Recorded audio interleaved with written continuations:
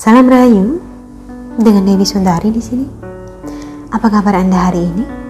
Saya doakan agar Anda selalu mendapatkan keberkahan serta tercapai segala hajat yang Anda inginkan.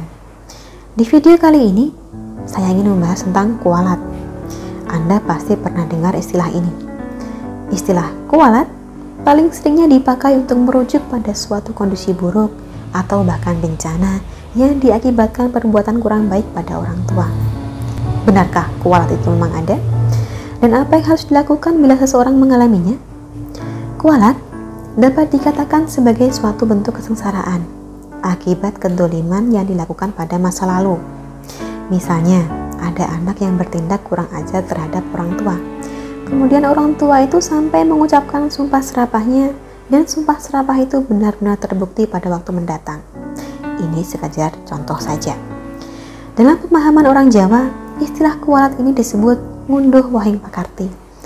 Artinya memanen buah perilaku, bahwa seseorang itu berbuat baik atau buruk akan kembali pada dirinya sendiri.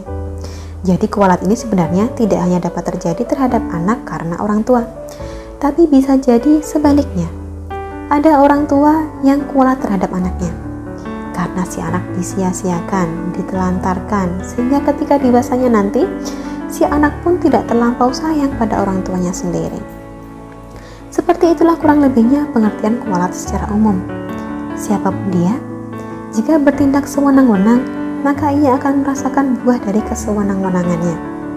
Seorang guru bisa kualat dengan murid jika guru itu bertindak sewenang-wenang. Demikian halnya seorang murid bisa kualat dengan gurunya bila murid itu bertindak sewenang-wenang. Pertanyaannya sekarang, bisakah kualat ini dihilangkan? Apa yang harus dilakukan seseorang bila mana ia merasa kesulitan hidupnya ini diakibatkan karena kualat? Karena kualat ini kaitannya dengan hubungan antara manusia, maka bila kita merasa pernah berbuat dolim pada seseorang, ya hendaknya kita datang meminta maaf pada orang tersebut.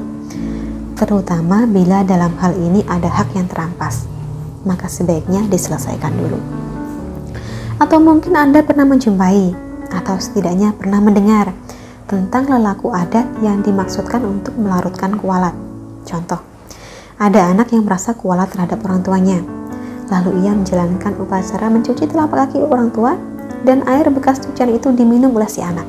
Ini sekedar contoh saja. Laku adat yang semacam ini, bila memang maksudnya positif dan semua pihak yang terkait bisa menerima, maka boleh-boleh saja dilakukan. Akan tetapi, tentu saja bukan di situ intinya.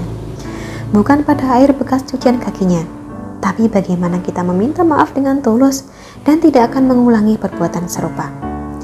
Orang yang kualat, selain harus meminta maaf dengan orang yang didolimi, juga disarankan untuk lebih mendekatkan diri kepada Tuhan.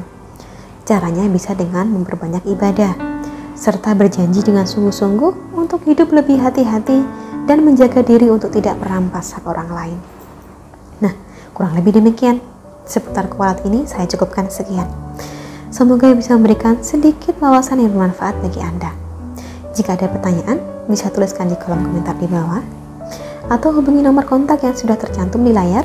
Dan jika menurut Anda video-video dari saya bermanfaat, jangan lupa untuk tekan tombol subscribe serta bagikan kepada teman-teman Anda.